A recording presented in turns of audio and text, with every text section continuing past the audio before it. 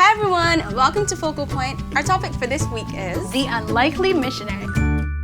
So, Jenelle, over the weekend, I was cleaning out my cupboards and I found like a bunch of baking soda that I haven't used. So I was like, yay, so excited. I'm gonna bake this weekend. I'm gonna make cookies and brownies and sweet bread and cakes and like all types. I'm not finished. And like all sorts of things and bread. And I'm gonna make. You don't just have to bake with baking soda. It has a gazillion other uses. You know that, right? You can brush your teeth with it, you can exfoliate your face with it, you can clean your bathroom with it, you can out fires with it. Wow, that's cool. You can do a lot of things with baking soda. You don't just have to bake. That's really cool. Wait a minute, no. Baking soda is its name, not fire extinguisher soda, okay? It is called baking soda. So why is it named baking soda and it can do all these different things? I don't understand. What is the point?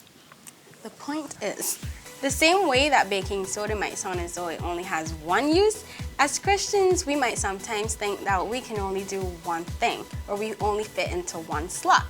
But in God's hands, our uses are limitless. That's so true. I mean, when you think about it, the little slave girl in Naaman's story may have thought that all she was good for was cleaning and making sure that her mistress was taken care of. Yeah. And I'm sure no one, including and probably especially her, would have thought that she would have been the one to lead Naaman to the prophet, who then was able to get a cure from God for Naaman's leprosy. That was amazing. Yeah, she was the ideal unlikely missionary.